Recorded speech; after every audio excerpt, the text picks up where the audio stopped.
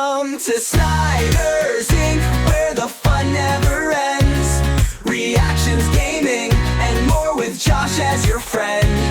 Tune in, buckle up, it's a ride you don't wanna miss. Snyder's Inc., let's dive in, feel the ultimate bliss. Hello everybody, welcome to Snyder's Inc. And today we have got Chillin' Scares video. This is 10 disturbing internet rabbit holes explained. We won't get right into it, as you can clearly see the first one. Hit the like button, subscribe button, comments, link down below. Let's go. Link to become members in the description. Now let's go. Great golf tip. Back in the early 90s, a mysterious phone number started popping up on billboards and newspaper ads across North America. It was a vanity number that spelled out 1-800-GOLF-TIP. Seeing this, most people assumed that it was an innocent golf tips helpline or something of the sort. However, that couldn't have been further from the truth. When someone did call the number, they were greeted by the sound of a person breathing into his microphone. This was then quickly followed by the same person counting off numbers 1 through 10 in an Indian or Middle Eastern accent over and over again. 1, 2, 3, 4, 5, 6, 7, 8, 9, 10. 1, 2, 3, 4, 5, 6, 7, 8, 9, 10. 1, 2. This sequence kept repeating for minutes on end, leaving many people confused and prompting them to hang up. Yeah. 3, 4, 5. How long could you keep that before it just hang up on you? However, this counting didn't last forever. People discovered that after about 10 to 12 minutes, the voice faded into silence and was replaced by static noise. 2, 3, 4, 5, 6, 7.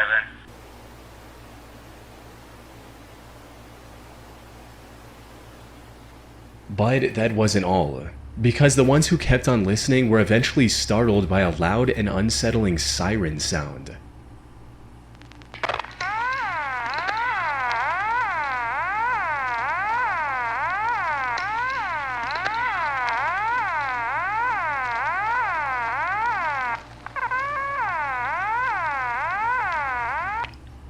Not only was this extremely creepy, it also left the listener with many unanswered questions, like what was the purpose of this strange counting, and why would anyone pay money to advertise this number in the first place?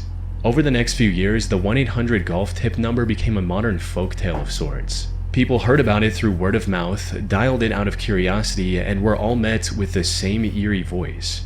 This phenomenon was widespread enough to become one of the earliest internet rabbit holes, as I found mentions of the number dating as far back as 2003. However, the complete Does the number still exist? Like, can you still call it? Because I almost partially want to. lack of information gave rise to a flood of theories attempting to explain the mystery, including one which speculated if 1-800-GOLF-TIP had something to do with number stations, which, for those who don't know, are shortwave radio broadcasts of unknown origin. These usually transmit sequences of spoken numbers, tones, or coded messages, often in eerie, mechanical voices.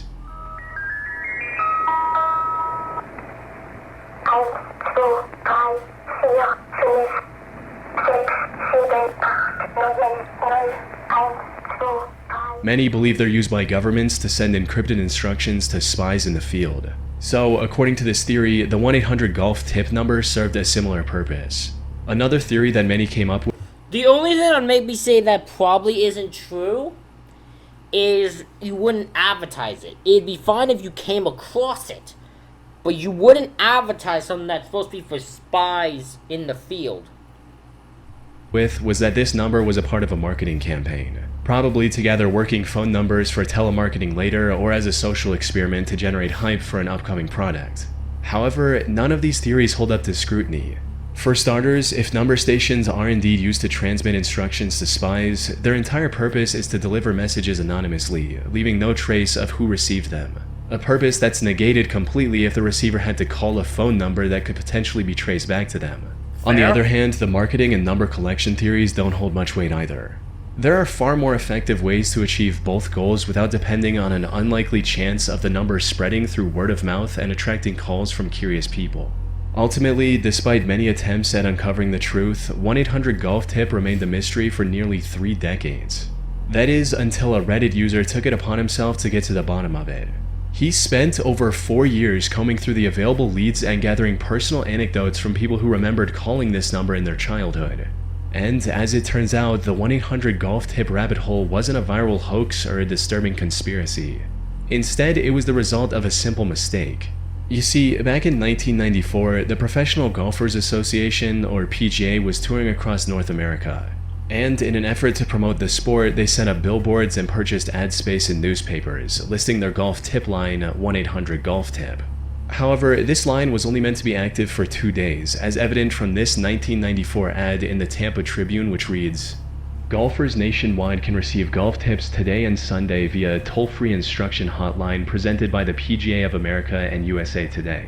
The hotline, featuring nearly 100 PGA members, is being offered in conjunction for the Tommy Armour PGA Teaching and Coaching Summit in New Orleans. Call 800-GOLF-TIP."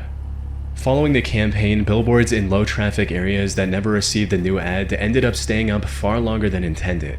However, by then, the tip line was replaced by a placeholder test message from the phone company. As for the disturbing siren sound at the end, it was just one of the many pre-recorded tones phone companies used to signal that the call hadn't reached its intended destination. In the end, 1-800-GOLF-TIP wasn't a covert spy line or a clever marketing ploy. It was simply the byproduct of a phone company forgetting to disconnect a test number. And while the truth isn't as thrilling as some might have hoped, it brought closure to those who spent nearly 30 years chasing the mystery. User 927. On August...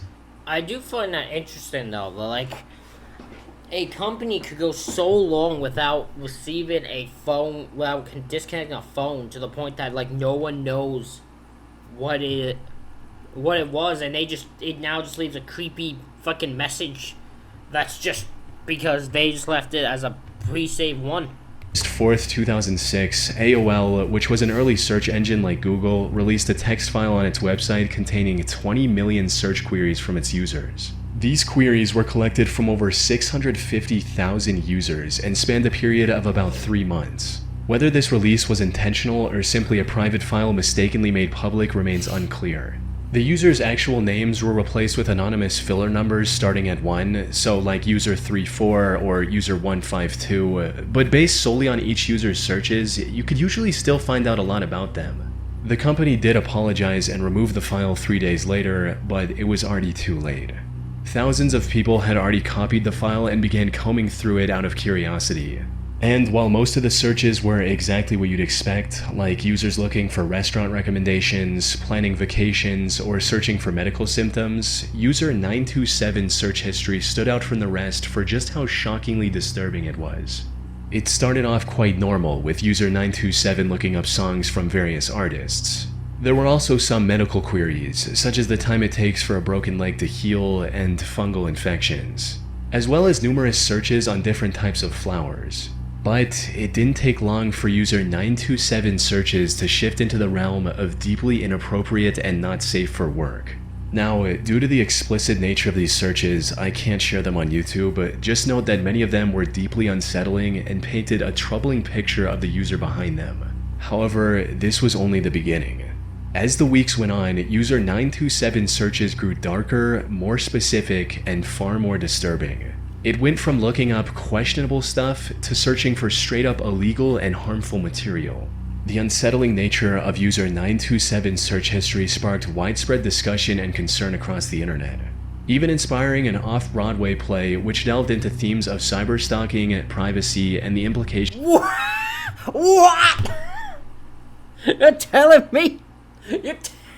You some bitchin' ass is telling me that this user's fucking search history is meaningless search history at the end of the day? Because unless it's revealed this guy's a criminal, like he was revealed to be a fucking pedo or something like that, it's a weird dude, it's a weird fucking search and weird shit. Like, right, like, I'm sorry if that makes me seem like I don't fucking see the seriousness of it, but he's a weird dude, such a weird shit. We see that all the time. Everyone does that. There's a lot of people who do that. It doesn't mean, you know, it doesn't need to be turned into a fucking Broadway play. Do you imagine if to sing? You're a fucking Broadway artist? You're a singer on Broadway. You've hit the big time. You've hit Broadway and you're singing about an AOL user search history. Of our digital footprints. Despite their infamy, however, user 927 was never identified. All we know is that they were likely from Colorado based on a single search from the state's official government website. It's also likely that these searches were made on a shared family computer, since they often flip-flopped between wholesome searches and illegal not safe for work searches. Apart from that, the identity of user 927 remains a mystery to this day. Google Translate anomalies. That's just weird. Again, unless it's revealed that this person is something that's done harm to people. In fact, we don't know who it was, too. It could have been a grown man. Could have been a teenager. Because teenagers look up weird shit. It could have been it could have been anyone. Near the end of 2017, a few users on 4chan noticed a bizarre phenomenon with Google Translate, where typing in incoherent and broken strings of characters led to eerily normal-sounding responses. For instance, typing the letter O and P repeatedly resulted in Google Translate telling the user to click on the image to view more. Similarly, using P and S instead produced something that The following 5 users say thank you. You may choose to ... You are here ... password search using Java / resembled a snippet from an email. Now, it would have been easy to write it off as a coincidence, just random characters accidentally forming something familiar, but as more people tested it, the more weirdly consistent the outputs became, like the Translate app telling the user to go ahead and ask any questions they might have, or in some instances, telling them that they have a chronic disease, a tendency to be infected with the virus, and that they will have a lot of pain. How could a nonsensical mix of characters produce such specific and sometimes threatening translations? At this point, the most reasonable explanation was that this was simply a glitch, perhaps an obscure bug in Google's Translate system. After all, most of these eerie translations occurred specifically when converting between Somali and English, suggesting a potential flaw in how the algorithm handled that language pair. But what made this seem unlikely was the amount of unique information Google Translate was showing in response to these requests, including things like a link to a Facebook post, or what appeared to be an email address. In a similar vein, a few specific combinations also provided results that read like a private conversation. You will be given the opportunity to be re-elected! Fuck it out! What the hell? Between two people, stating things like, "You will be given the opportunity to be re-elected," and "This is a great way for you to come to our country." So, what is going on here? Unfortunately, despite the online interest, Google never acknowledged what is going on here.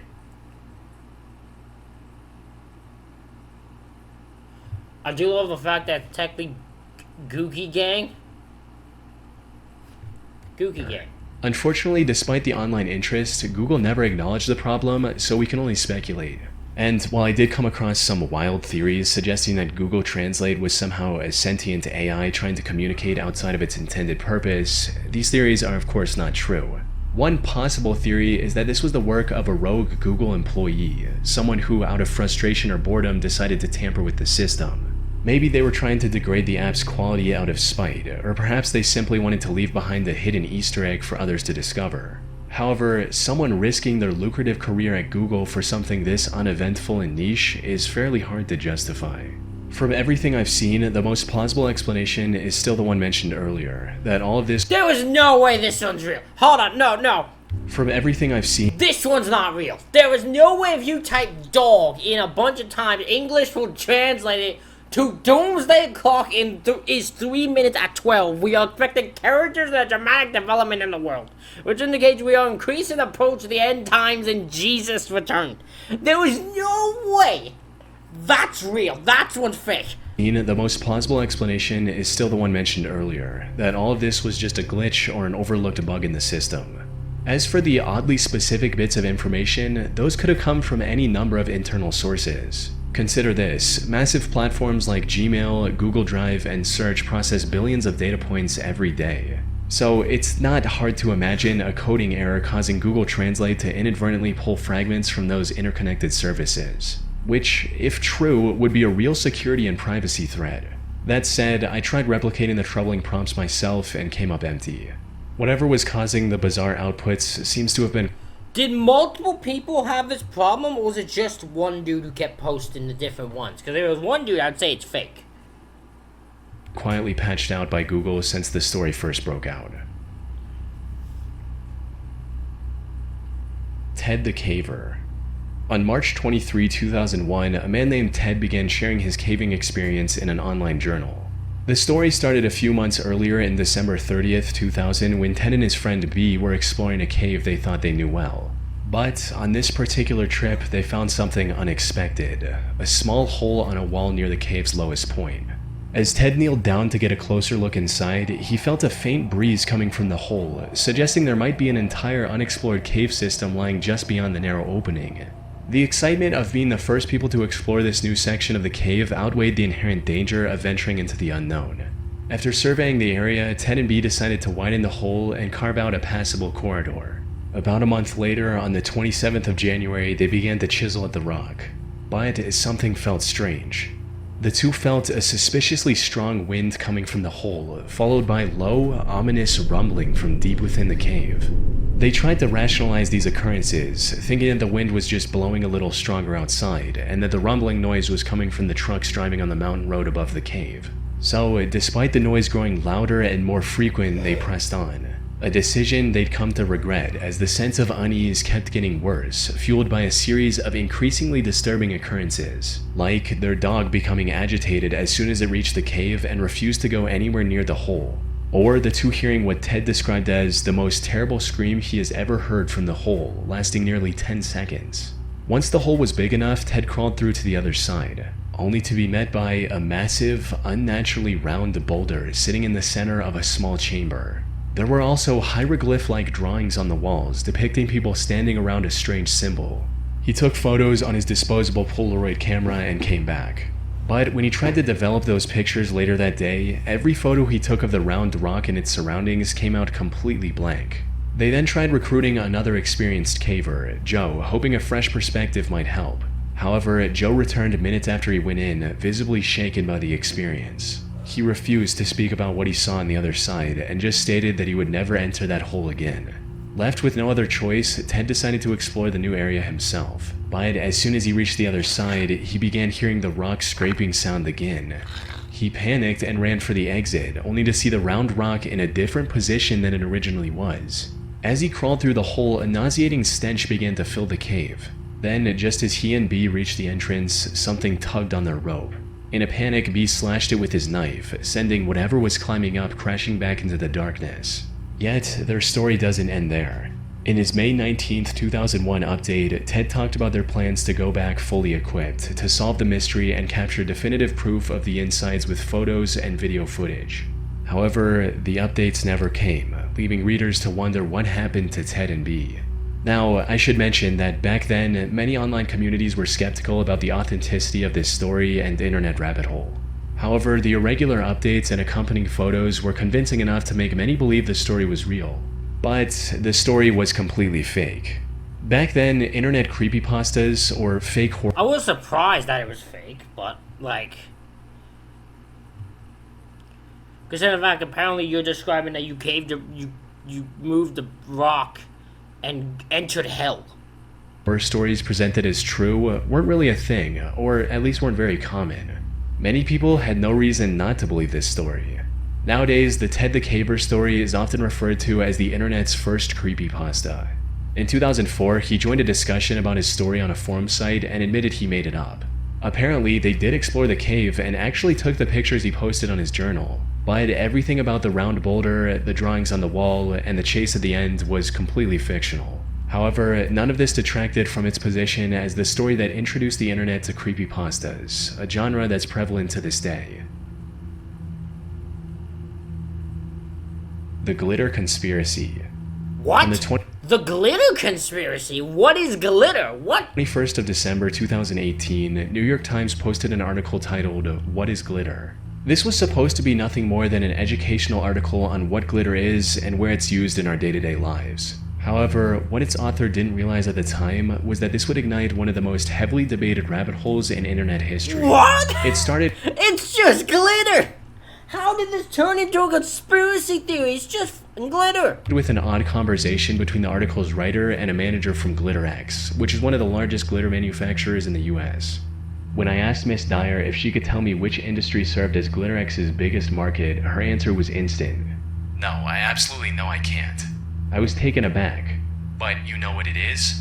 Oh god, yes, she said and laughed. You would never guess it. Let's just leave it at that.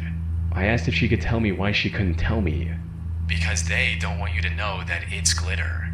If I looked at it, I wouldn't know it was glitter? No, not really. Would I be able to see the glitter? Oh, you'd be able to see something, but yeah, I can. The writer then asked if she could tell the buyer's name off record, but she refused completely.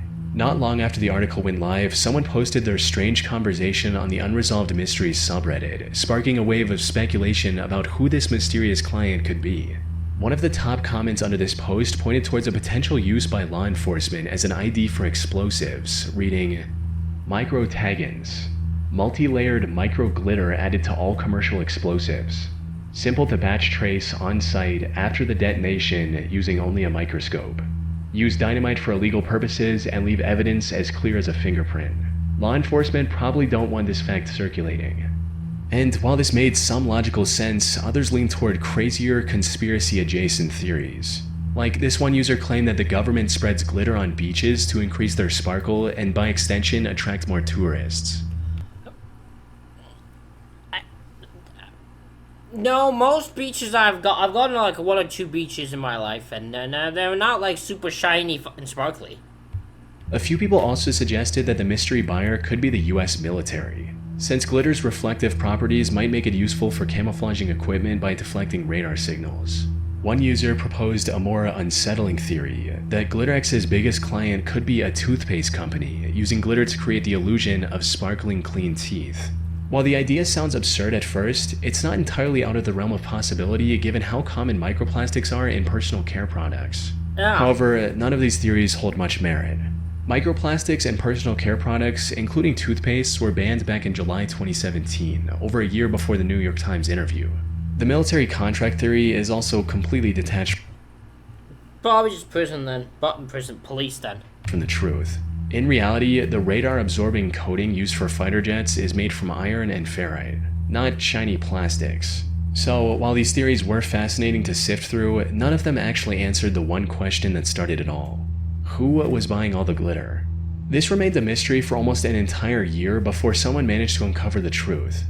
On the 8th of November 2019, the Endless Thread podcast dropped an episode titled The Great Glitter Mystery, and this had the answer people were looking for. Apparently, the answer was boat manufacturers. This might sound odd at first, but it actually makes a lot of sense when you consider the shimmering, reflective paint used on many newer boats. As for why GlitterX might be so secretive about the identity of their biggest client, one plausible reason could be environmental concerns. Glitter, especially the traditional kind made from microplastics, has been heavily criticized for its contribution to pollution, particularly in oceans where it can be harmful to marine life. So if it came out that companies were using it in boat paint and releasing untold amounts of microplastics into the ocean, it could spark public backlash or calls for regulation. In the end, the truth behind the glitter conspiracy All about the boats! was a lot more mundane than secret military contracts or explosive detection, leaving many to express their disappointment online. Polybius. I think with every conspiracy theory, you have to at least be able to accept the option that you might get disappointed in the answer. If it's a mystery, you could be disappointed by the answer. You have to be prepared for that.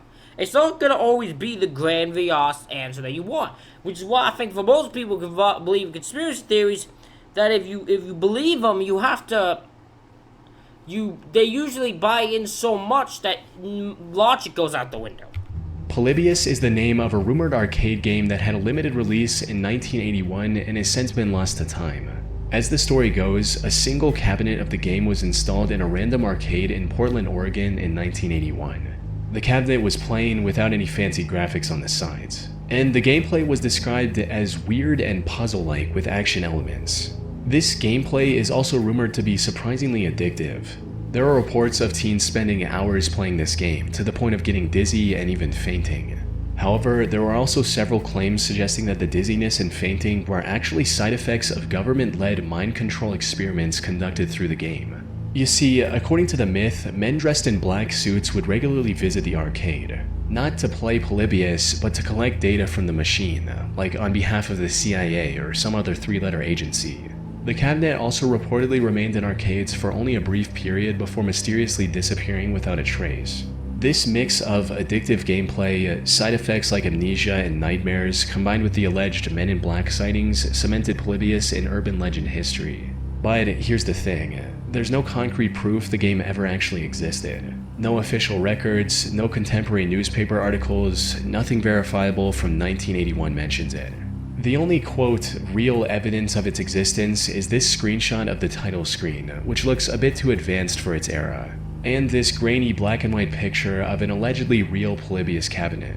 The high noise, overblown exposure, and overall low resolution makes it near impossible to extract any details. However, given the overall shape of the cabinet, this was likely a repurposed Namco cabinet with its stickers removed. And even if these images are real, there are no sources dating back to the 1980s that could verify their authenticity. In fact, from what I was able to find, one of the earliest mentions of Polybius in any gaming magazine or website was in the year 2000 on a website called coinop.org.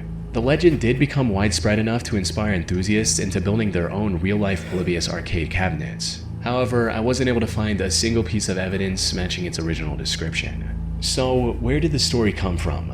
It's likely a fascinating case of collective memory blending fact and fiction. As a comment on Reddit noted, Polybius wasn't real, but it was inspired by stories of surreal 80s vector games, people playing arcade games for too long and getting sick, and teens doing shady things that resulted in authorities coming into arcades. Think of it this way, the early Yeah, I believe that. 80s saw visually intense vector graphic games like Tempest, which could be quite disorienting, especially in a dimly lit, smoke-filled arcade. Arcades were also rowdy places where teenagers pushed boundaries, sometimes prompting authorities to monitor them for reasons like truancy or gambling. It's plausible that these separate, real occurrences, getting eye strain from a vector game, feeling ill after a marathon session, seeing officials in an arcade, morphed and merged over time into the singular, terrifying narrative of Polybius. Or it's also possible that the Polybius myth was the masterwork of a single imaginative individual, someone who managed to craft one of the most talked about rabbit holes in the history of internet gaming folklore. The Box of Crazy.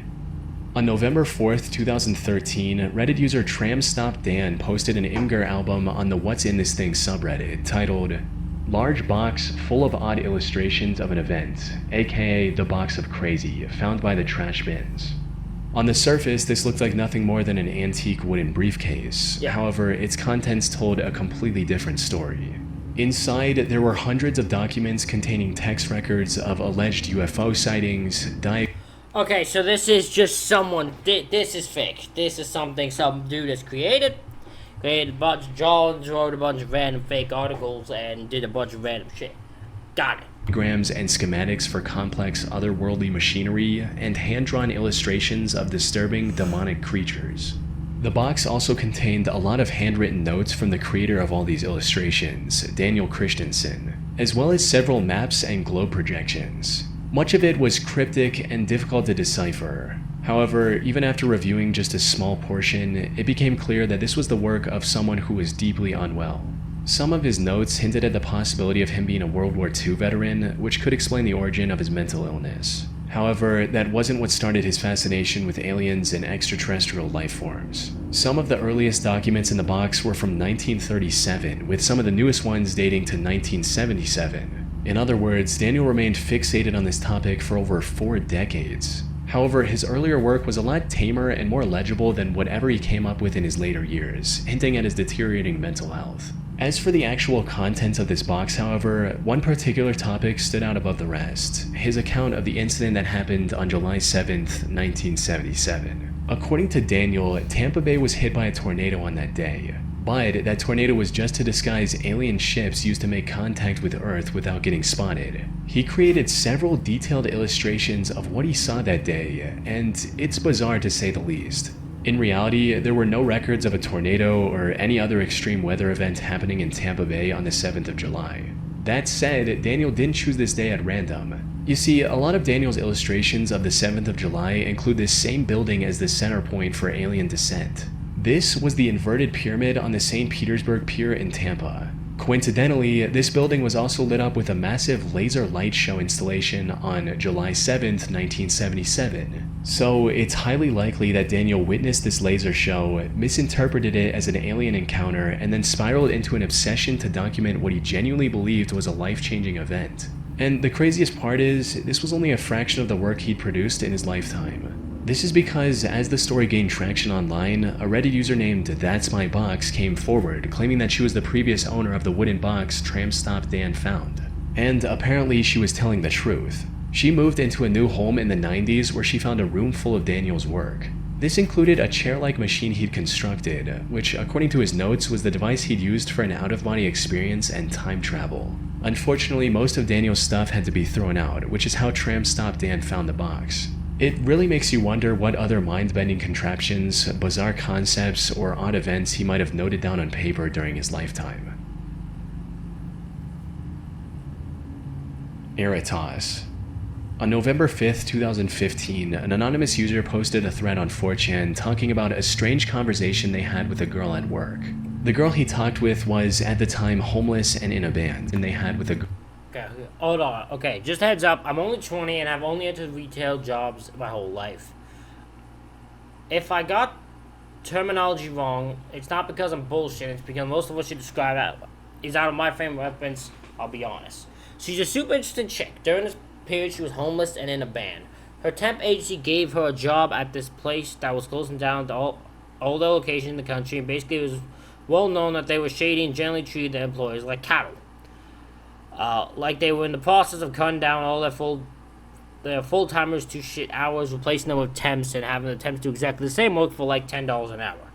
Everything was really disorganized by this point, and different departments were scattered everywhere, and they were just giving everything to they were just getting everyone to do whatever work that could get them give them before they fired them. Jesus Christ. They had a program or a department that made payroll programs for other companies or something along those lines, but by the time she got there, it was just literally one dude. And they were getting him random jobs to do, like working assembly lines and running forklifts. They put her and this dude in a room, gave them a couple tape guns, and had them put stuff in boxes. Most stuff there had the names of their respective departments written on them in Sharpie, but hers had Aerotos on it. However the fuck it's spelled. The dude told her to get rid of the tape gun and not to mention it to any supervisors. Since apparently one of the jobs years before had been writing code to flag any employees that searched for it in their computer system. Not any word, just that one. And they'd fire you if you got flagged. Weird shit. Girl at work. The girl he talked with was, at the time, homeless and in a band. She also worked for a really shady company that was in the process of closing down. One day, her supervisors gave her and another employee 2 tape guns and instructed them to pack boxes. However, the tape in one of these guns had the word Aerotos written on it. When she inquired about this word, her coworker told her to get rid of the tape gun and to not mention the word to any of the supervisors. Apparently, he used to work in IT, and one of his jobs was to flag employees who searched this term so they could be fired. The OP was curious about what Aerotos meant.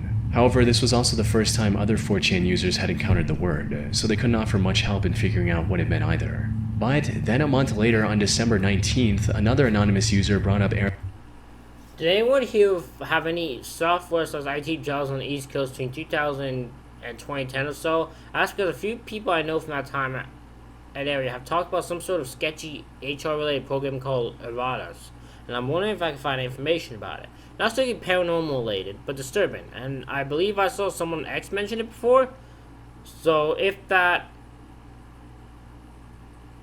anon is here, please post. Aerotos again, hinting that it was some HR-related computer program. But this time the OP received an answer, which defined Aerotos as a program that allows some specific third-party company unconditional access to employee information. This reply also mentioned major brands like UPS, Unilever, and Ecolab. About 1 more month later, on January 25th, a user on the music board talked about wanting to make music from obscure YouTube videos. They also included a list of video links they were interested in. The second of these links led to a video titled "YouTube is monitoring and controlling my life" that was posted just 2 days before the 4chan post. The owner of the channel that posted this video, Chronos for Life Jurassic Park, believed that he was being targeted by Aerotas. This, along with a now deleted Q&A video Chronos posted later, gave people a clearer picture of Aerotas' true nature. Aerotas, as many came to understand it, was a mass surveillance and censorship software allegedly used by powerful entities to securely monitor the public. What made Aerotas so terrifyingly effective was its ability to erase its own existence. It would detect any time someone mentioned it across the internet and remove that reference without a trace. Chronos even posted a video titled "Here Goes Nothing" as bait for Aerotas, hoping the advanced algorithm would target and delete the video, thereby proving it was real. But that wasn't all.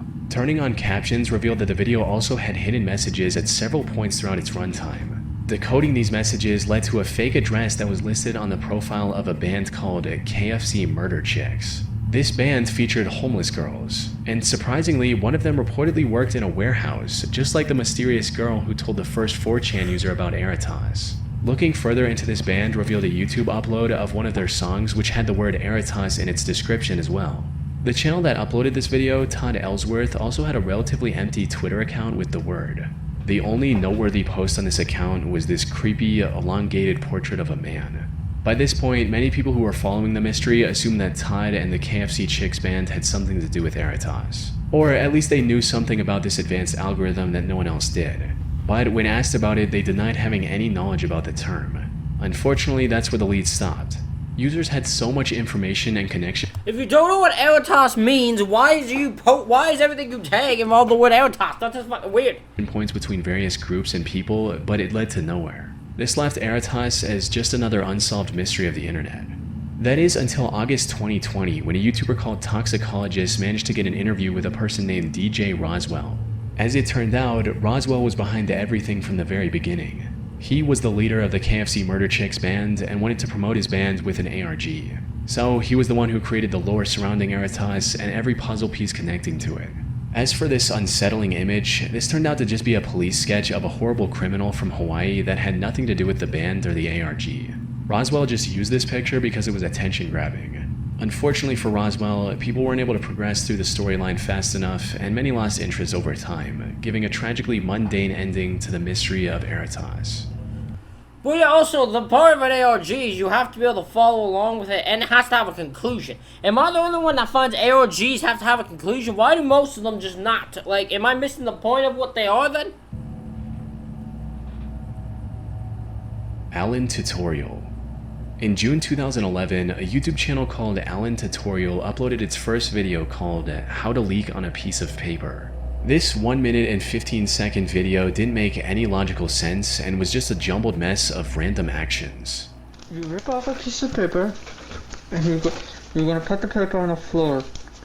Next thing you do is you gotta take the fork, and you're gonna have to run a hole inside. The channel began producing videos of obscure tutorials, like teaching users how to make a windmill from household items, or how to fill a tiny bin with dirt. However, as time went on, users began to notice the mental health of the creator, Alan, begin to deteriorate. He went from gleefully explaining some illogical concept to crying during tutorials and getting accidentally hurt while trying to make the video. This marked a shifting point in the channel where it went from silly to often downright disturbing, and no video encapsulates this better than the one titled Disc Tutorial.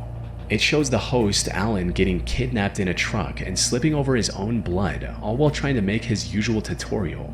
Even in captivity, Alan continued creating content with whatever he had access to, at one point even resorting to reading the news on camera just to stay connected with his audience. All of this, of course, turned out to be nothing more than a fictional storyline created by I'm about to say, my immediate thought was fake. art student Alan Resnick. And while many of his longtime viewers understood this, newer viewers stumbling across his uploads out of context often couldn't make sense of what they were watching. With a concerned comment under the Disc Tutorial video reading, "Either this guy is a brilliant actor / art student, or something weird is happening and none of us suspect anything because we all think he's a brilliant actor / art student. I'm starting to have my doubts." All of this came to an end in December of 2014 when Alan posted his final video simply titled Tutorial, a nearly 2-minute upload in which Alan finds a way to bust through a wall and escape his captor, never to be seen again. Ever since this conclusion, fans have gone back and analyzed each video to find the hidden meaning and bits of lore. According to the most popular interpretation, the character Alan Resnick created suffers from autism and was living with his older brother and his girlfriend who didn't like him. This explains why he ends up homeless at one point, as his uncaring family kicks him out. Some users have also speculated that the reason he's crying in the blue chair tutorial video is because it reminds him of the way he found his mother after her death. This theory is supported by the video's description, which reads, "If your chair is on the floor, here is how you get it back and pick up all the pieces of something broken and unfair."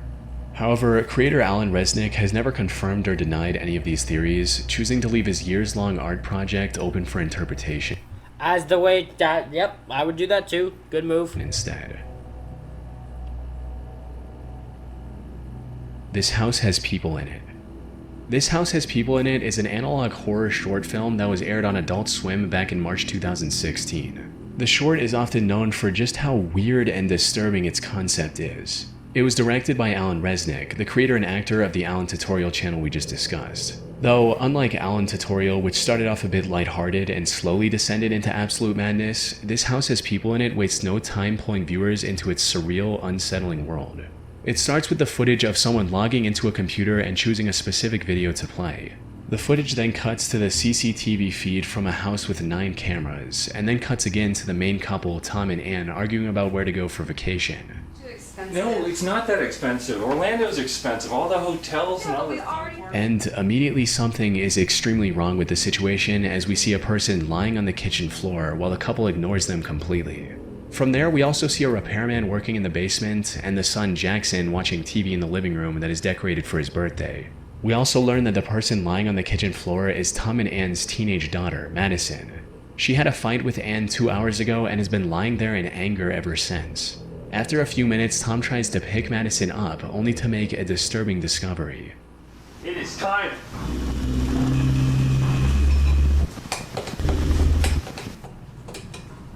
What? Prime links. That is disgusting. Madison appears to be completely stuck on the floor. The situation then goes from bad to horrific as Madison starts sinking through the kitchen floor. The repairman tries to help by putting a plank on Madison's face to stop her from sinking through. However, that does not work, resulting in Tom having a complete meltdown in the basement. I'm ready for it, are you? I'm ready for anything. Beautiful. You've always been so beautiful. You need to stop right now! I praise you. I serve you. Left with no other option, they make a final-ditch effort to save their daughter by placing a mattress underneath her. We eventually see Madison fall onto the mattress, which then immediately cuts to a shot of the mattress without her, implying that she fell through the basement floor as well. The short ends with the guests who gathered for Jackson's birthday lying down in the yard just like Madison, while Tom and Ann are freaking out inside.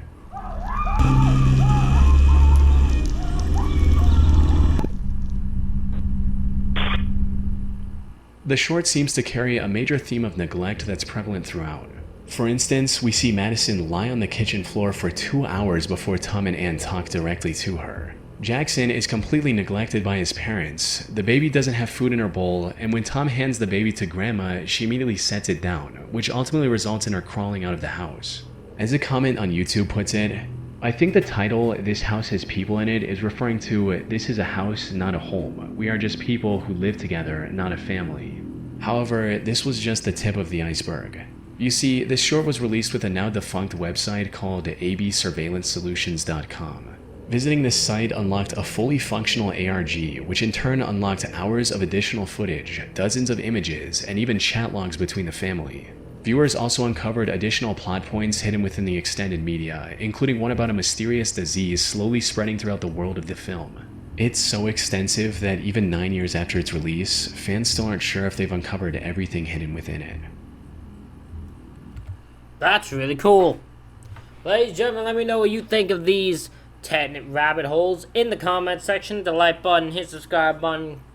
Thank you all for watching. I'll see you all for the next one.